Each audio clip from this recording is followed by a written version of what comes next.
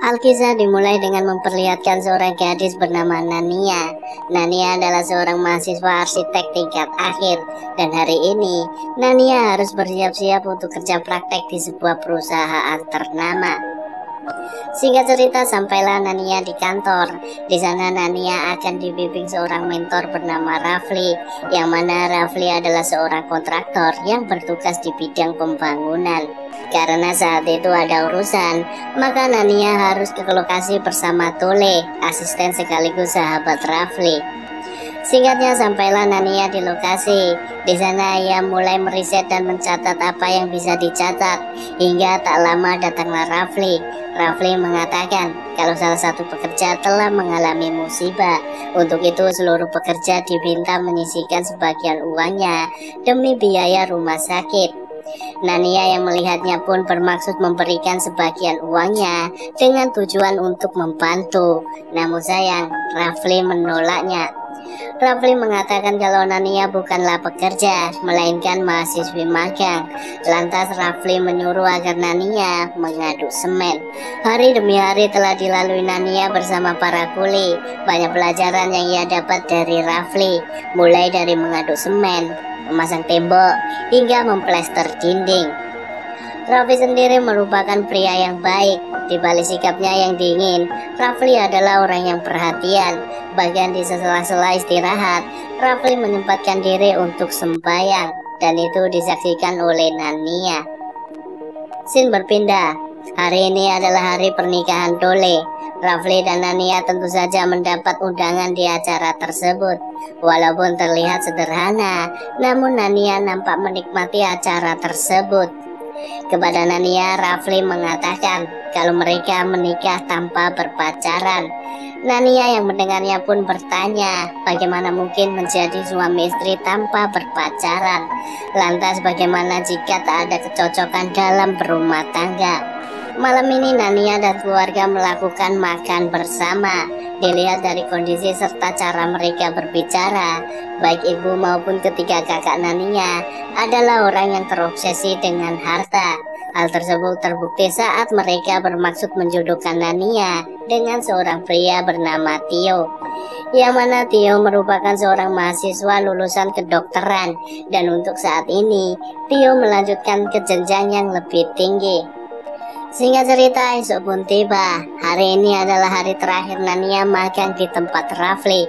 Di sana Nania banyak berterima kasih karena Rafli telah membimbingnya.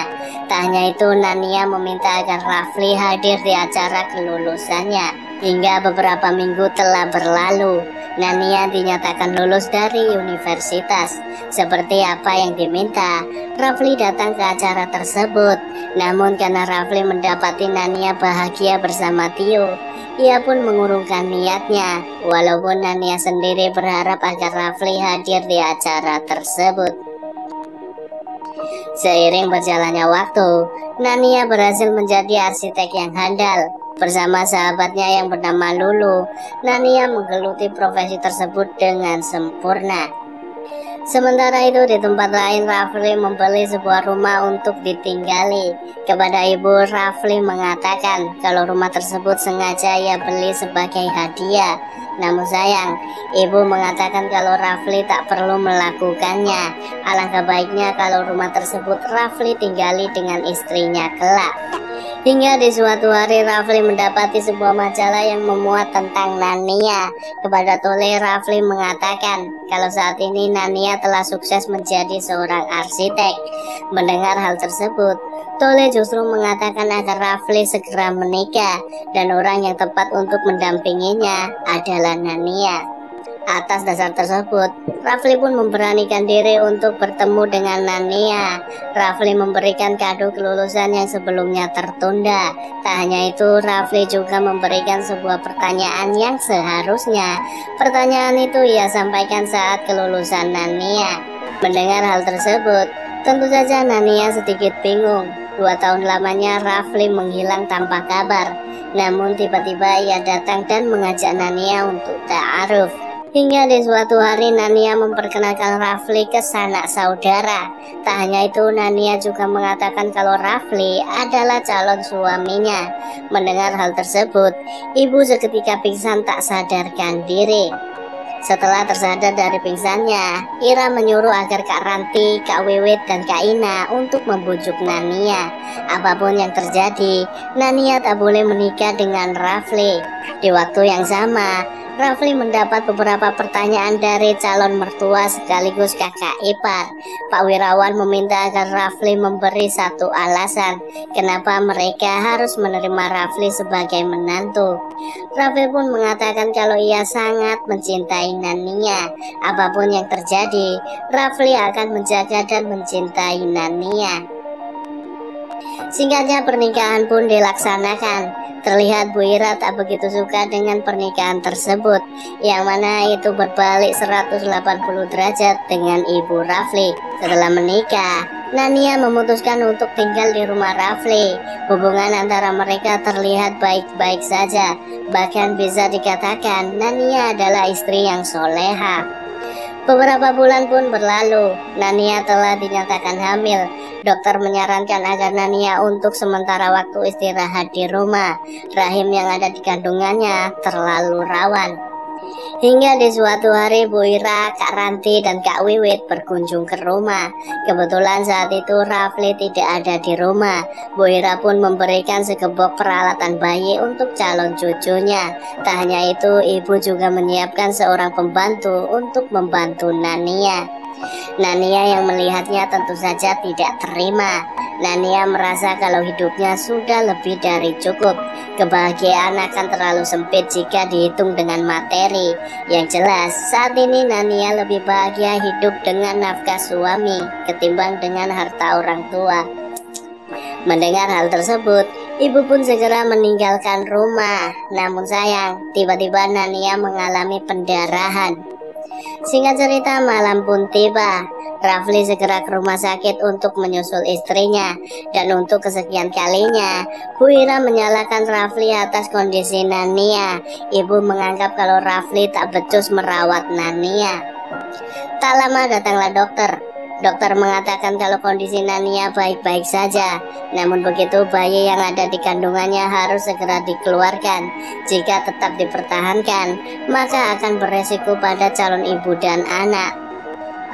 Setelah melakukan proses yang panjang, Nania pun tersadar dari pingsannya. Rafli mengatakan kalau bayi yang ada di kandungannya telah berhasil selamat. Tak lupa Rafli meminta maaf karena telah menggunakan sebagian uang Nania. Beberapa tahun pun berlalu. Yasmin kini tumbuh menjadi gadis yang lucu. Tak hanya itu, mereka dikaruniai seorang putra bernama Yusuf.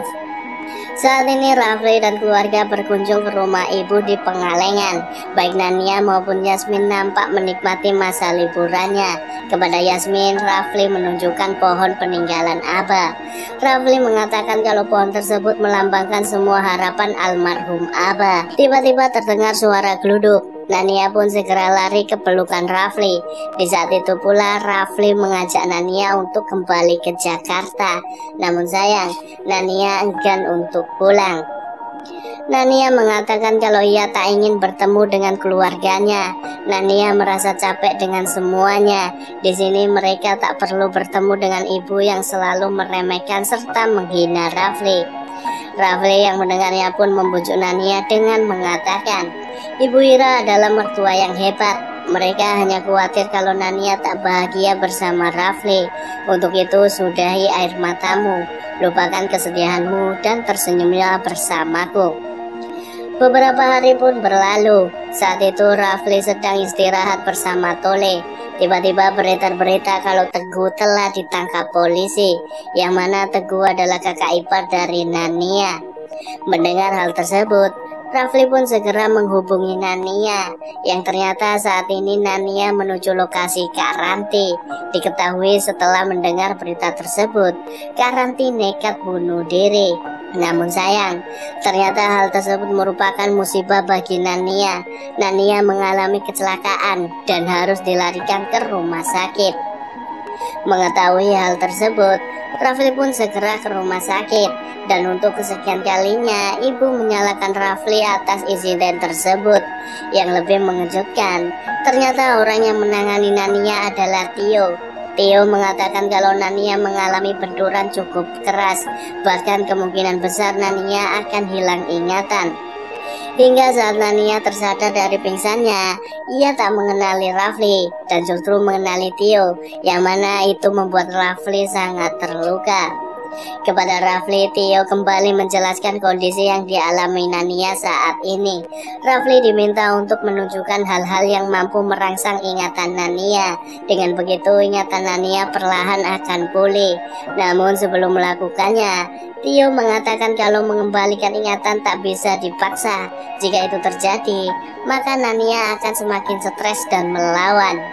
Di malam hari, Bu Ira, Yasmin, dan Yusuf mengunjungi Nania di kamarnya. Namun sayang, Nania tak mengenali mereka semua, dan itu membuat Bu Ira sangat bersedih, terutama Yasmin. Hari-hari pun berlalu, terapi demi terapi dilakukan oleh Nania, yang mana Dokter Tiola yang membimbing dan mendidik Nania. Sementara Rafli hanya bisa memandangi istrinya dari kejauhan. Hingga di suatu hari, Rafli menunjukkan lukisan yang dibuat Yasmin untuknya. Rafli mengatakan kalau Nania sangat suka warna biru. Mendengar hal tersebut, terlintaslah seperti ingatan di otaknya. Nania pun bertanya kenapa ia menikah dengan Rafli. Apakah mereka bahagia? Lantas bagaimana sikap orang tuanya terhadap pernikahan tersebut? Mendengar hal tersebut, Rafli sangatlah bersedih. Hingga terjadilah cekcok antara mereka, yang mana itu membuat Nania semakin stres dan menjauhinya. Akibat kejadian tersebut, Tio sangatlah marah. Tio mengatakan kalau Nania sangat stres. Nania enggan untuk bertemu dengan siapapun, termasuk dirinya. Tak hanya itu, Nania juga menolak untuk terapi, dan itu akan memperburuk keadaannya. Setelah itu Rafli mendatangi Lulu dan meminta agar membantunya. Lulu diminta untuk membujuk Nania agar mau terapi, yang mana itu diiyakan olehnya. Sesuai apa yang diminta, Lulu pun menjenguk Nania dan menunjukkan beberapa foto yang mungkin mampu mengembalikan ingatannya. Tak hanya itu, Lulu juga menceritakan pernikahannya dengan Rafli. Di waktu yang sama, Rafli terpaksa harus menjual rumahnya. Biaya yang ditanggung cukup besar. Untuk sementara waktu, mereka akan tinggal di Pengalengan. Sementara itu, Nania mulai melakukan terapi secara rutin. Rafli hanya bisa memandangi dari kejauhan.